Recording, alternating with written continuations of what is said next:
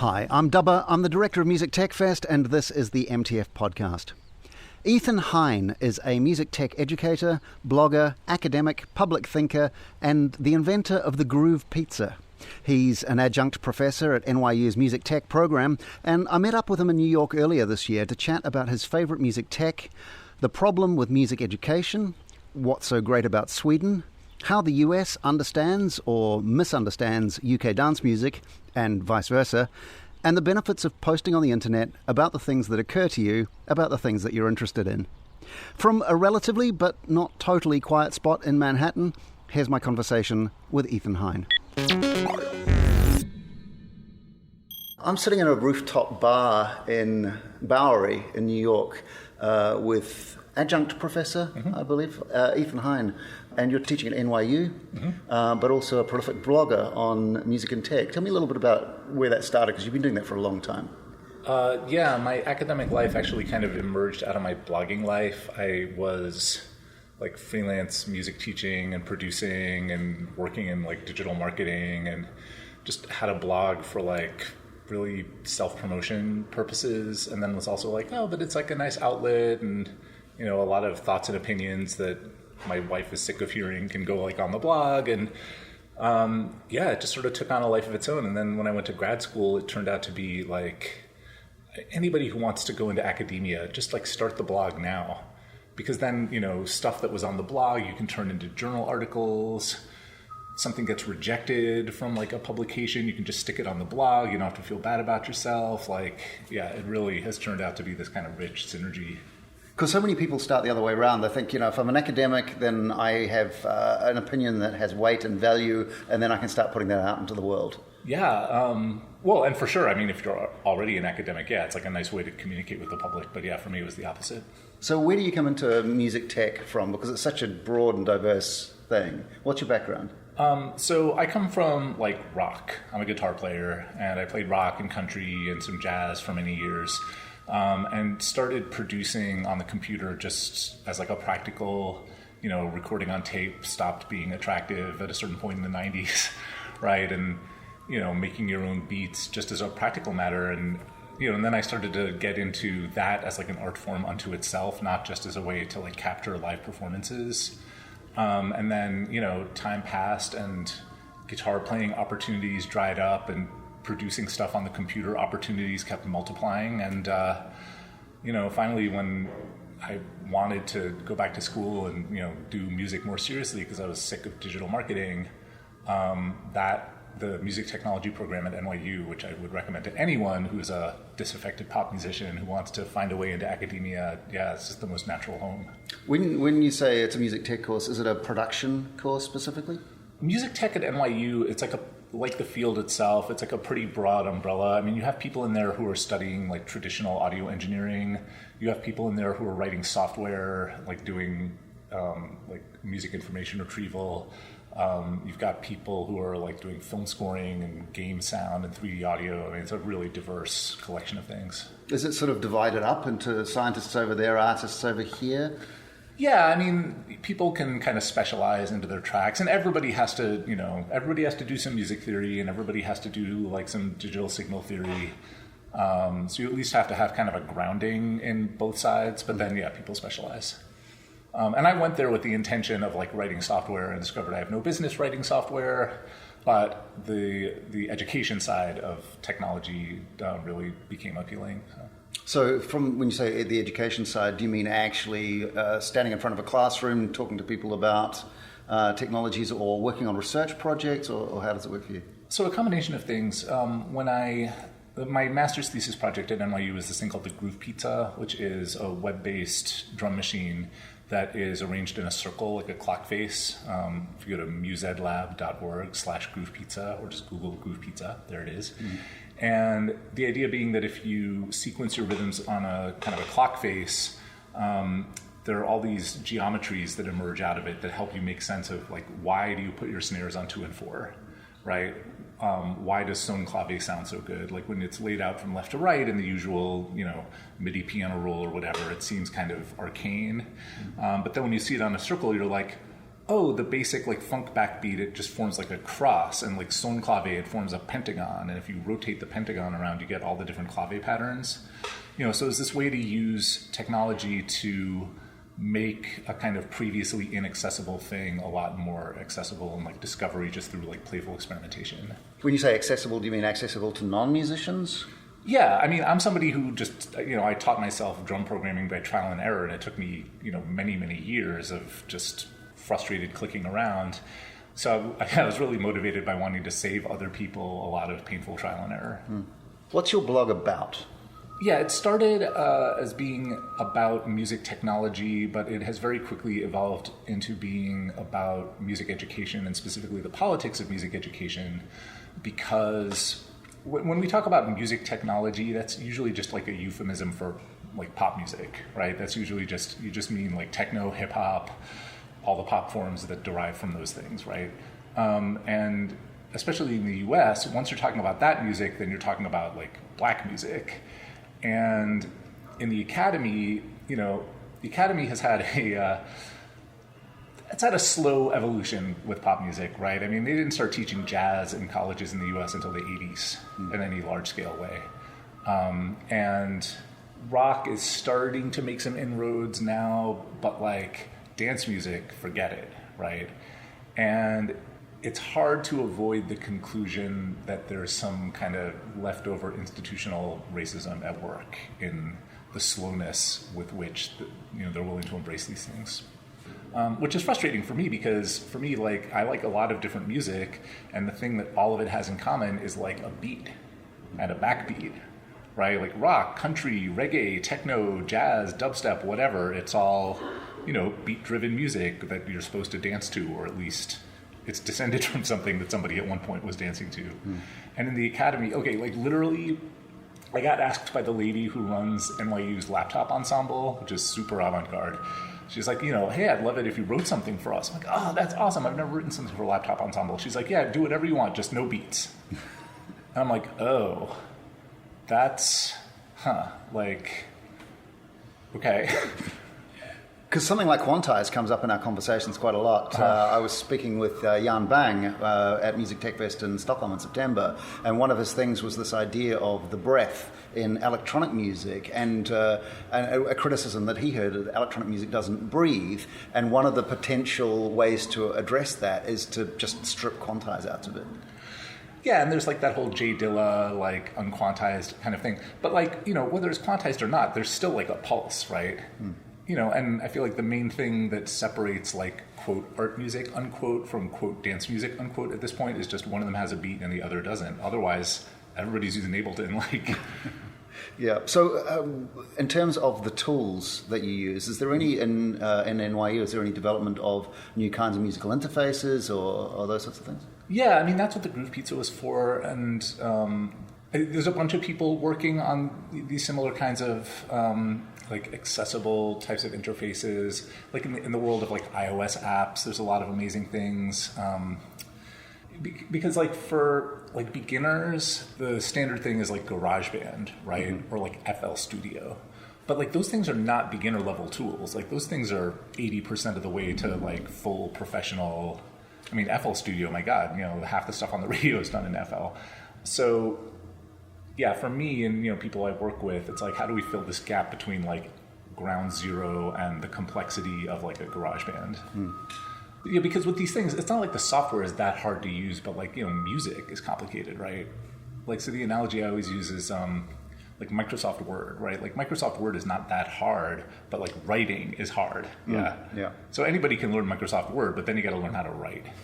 I'm like, yeah, you can learn FL Studio, but like you're going to need some help on like the music side, and so can the software, instead of just giving you like a blank slate when you load it, can it give you some guidance as to like what might actually sound good?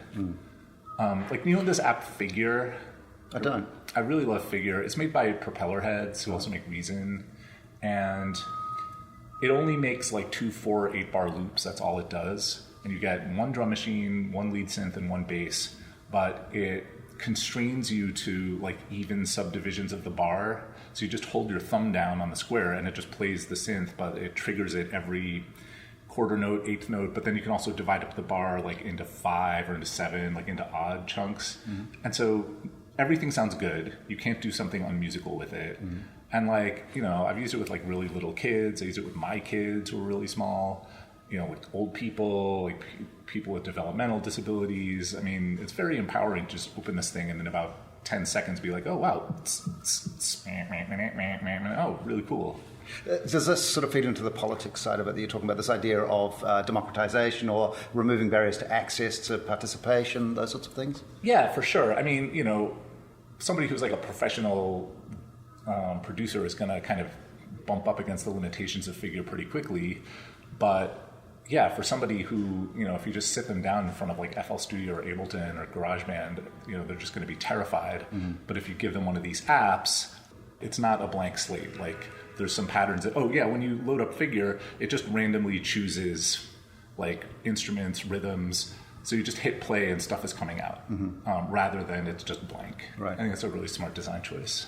I was told once that the kind of the end game for music technology interface design is to create something that nobody can be bad at, but which you could still become a virtuoso on. Are we getting close to anybody coming up with anything like that, do you think?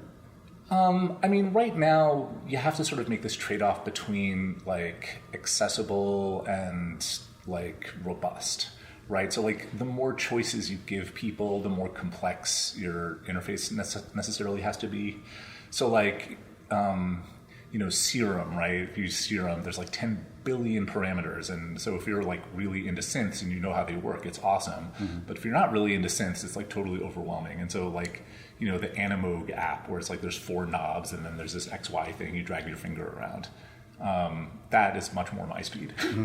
So what's the impact of what you, I mean, I know you say you're interested in the political side of things. What's the actual sort of on-the-ground application of that interest? What's the impact of that? Well, you know, so now what I'm trying to figure out is like, how do you like get this stuff into classrooms? Because, I mean, I know in the UK they're doing a little better on this, but in the US, like music education in public schools has not changed appreciably in like 100 years. It's remarkable the degree to which it like does not change over time. And you can sort of see, okay, I can see why 50 years ago they weren't teaching like audio production in school because it would have been too expensive and too hard. But like now it's so easy. Why aren't they doing it? And yeah, there's some of it is, oh, we don't have the money, we don't have the equipment, but at this point, it mostly is just like, do we want the kids to be expressing themselves before they learn what they're doing? You know, I come from rock and roll. It's like, here's a guitar, here's 2 chords, go write a song. But, you know, in like classical music and jazz now, you're supposed to climb up the whole mountain before you're allowed to kind of express yourself, you know? And so the idea that music class could be like an art class where you just draw your pictures no matter how terrible they are, that is very alien to the kind of culture of music education. And yeah, I thought it was a technology obstacle, and it is not. It's a cultural obstacle. Yeah, as so many things are. Yeah, right. Are you one of these people that believes that not just if you get better at music, then your life is richer and it has music in it and so on, but if you get better at music or you teach music to kids in school, that everything gets better? Yeah, I mean, there's all this malarkey about how it like makes you better at math and stuff. I mean, I don't think it hurts your ability to do math, but I think that's sort of an unfortunate advocacy angle. Better to just say, like, yeah, it's actually the best advocacy angle I've heard is this guy, Steve Dillon, who's an Australian music educator, who said it's a public health measure. You know, it's more effective than antidepressants and has fewer side effects. You know, especially for kids who are, you know, they're having trouble at home or, you know, they're struggling for whatever reason. I mean, music might be like the one thing in their day where they feel kind of validated as a person, you know? And also it's social. I mean, one of the main contributors to mental illness is loneliness. Yeah, absolutely. And so people not just making music, but making music together, I guess, is something. Right, and so whether you're in like the wind band or you're in the punk band or you're, you know, just producing hip-hop tracks with your buddy in your bedroom, yeah, absolutely a way to like get past the isolation. What are some cool projects that you've seen coming out of particularly NYU? A thing at NYU that I'm really proud of is we got a gift from Ed Sullivan's grandson to start this kind of music mentorship club. It was originally called the Ed Sullivan Fellows Program, and now it's called Core Music. And the idea was, NYU has all these awesome studios and facilities that aren't really used on the weekend. So on the weekend, we have these young kids, these rappers and producers coming in from eastern parts of Brooklyn and the Bronx, and they just set up in the studios and in classrooms and conference rooms and record tracks. And we thought we were going to be doing all this formal education. It turns out the kids don't need it. They just need a place to do their thing. And, for me, I love hip hop, but I'm a real outsider to it. And it's really been an education for me, just getting to hang out with them and see how they work. And I know for them, some of their lives are really hard, and it's just nice for them to get to go into a fancy recording studio and behave, feel like they're an artist, not just some kid, Do you have any sense of a kind of a difference in the context of the US as opposed to, say, Europe and the UK? Yeah, I mean, so I know, the UK has been trying to do this kind of pop music pedagogy for many decades, and I know it sort of proceeded in fits and starts, but Lucy Green, who's kind of the leading voice of pop music pedagogy, she's based in the UK, and she's been writing about this stuff since the 80s. And in Scandinavia, they're doing amazing things. Every school in Sweden has a rock band in it. And half the pop music producers in America are Swedish, I assume, because of this awesome schooling that they get. And Finland is doing awesome things with this. As with so many things in education, teachers in the U.S. are looking at Finland and Sweden being oh man, we are so far behind. And yet everybody wants to come here. The indicator of success is we made it in America. Yeah. No, because America's music culture is awesome. Our institutional culture is a nightmare, but we have all the African Americans, and that's where all the ideas come from. So, yeah, it makes sense. And also the sheer size of the potential audience, I guess, is part of that. But there are three. I was having this conversation last night. There are three net exporters of music in the world. There's the US, the UK, and Sweden. Yeah. Everybody else brings in more music than they send out, economically speaking. This is true. So to get into the US means you get into the world. Yeah. I guess it's kind of the way you see that. But do the people here see that as an advantage? We're in America now, so we're already sort of halfway to made it. It's weird. The formal music education world is so disconnected from America's music culture, and always has been, right? They started appreciating jazz in Europe at kind of in the sort of highbrow setting decades before they did here, right? And you think about rock, here it was a sort of low-class music, for black kids and juvenile delinquents, and then the Beatles and the Stones were oh no, hey, everybody could enjoy this. And then techno, right? It comes out of these black clubs in Chicago and New York, and then it's really the Germans and the Brits who are oh guys, let's reflect your own stuff back at you. So yeah, I definitely think a lot of this stuff is appreciated in Europe much more than it's appreciated. We financially support it, right? But yeah, we definitely don't give it a lot of love. Yeah, EDM, for instance, which has come to mean something specific here that it didn't mean when it kind of, was sort of in tiny clubs in the UK. It's sort of the cultural interpretation of what a particular type of music is about, I think, is really interesting. For sure. But in terms of the interfaces, just to go back to the political dimension of that, is there, do you think, a political dimension to the way in which interfaces are designed that reflect, that actually have an impact on, who can make music and so on? Yeah, I know software developers tend to not think in these terms, but I've befriended a lot of people at Ableton, and I love Ableton. I'm not on their payroll, but I just think it's one of the coolest things that's ever existed. And they taught me a lot about music because the whole premise of the thing is that you're using existing recordings as raw material for new music. You're literally just playing these loops as an instrument. And I suppose you could do that 100% with royalty-free loops, but that's not what you use it for, right? You use it for manipulating copyrighted samples. That's a pretty strong statement about who owns all this material, right? And what is it for? Do you think there's a place for academia to have a voice in that debate about, things like, for instance, copyright reform and ownership and all the rest of it? Is there an advocacy role for the academic, or is it purely critic? I wish, again, there's just not a lot of hip-hop and not a lot of techno in the academy at the moment. And a lot of the hip-hop scholarship comes out of, English departments, or ethnomusicology or history or African American studies. The musicians are not embracing it yet. Hopefully that'll change.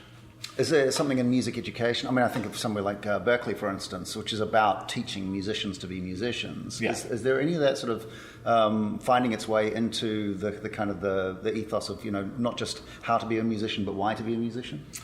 The wind is blowing in that direction. So I teach at NYU, and I also teach at Montclair State University, which is the biggest state school in New Jersey, the only one in New Jersey. And their music school is excellent, but it's a super traditional conservatory. However, in the past few years, they started requiring everybody to take Intro to Music Tech. So the performance majors, education majors, the composition majors, everybody has to take it. I use that class as an opportunity to say, hey guys, there's been a lot of water under the bridge in the past 50 years. You really have an opportunity to rethink what musical creativity even is. And sure, you can go back to being a flute performance major after this class is over and do what you want, but at least you have an opportunity to say, oh wow, but I could also make beats with my phone, huh? You mentioned when we started, and we were talking about your blog, as you started this as a kind of, I guess, personal brand, not the word you used, but it's kind of, that's how it came across. Sure. And the extension of that was to get into academia. What's the end game? How do you know when you won? So I'm working on a PhD right now, should be done in a year or two, and then hopefully we'll just have more of a platform. This is sad, but you get a lot more of your emails returned when you're I'm professor of music, rather than I'm some guy with a lot of opinions. So yeah, definitely having the credential opens a lot of institutional doors and just gets people listening to you who wouldn't otherwise. Yeah, but why? What are you trying to get out of it as a result? I just my music education when I was a kid was a bummer. It was really not good. It was all classical music, and it not only did it bore me, but it convinced me that I wasn't even musical, and it took me years of self-directed effort to find my way back in through the back door of rock and roll.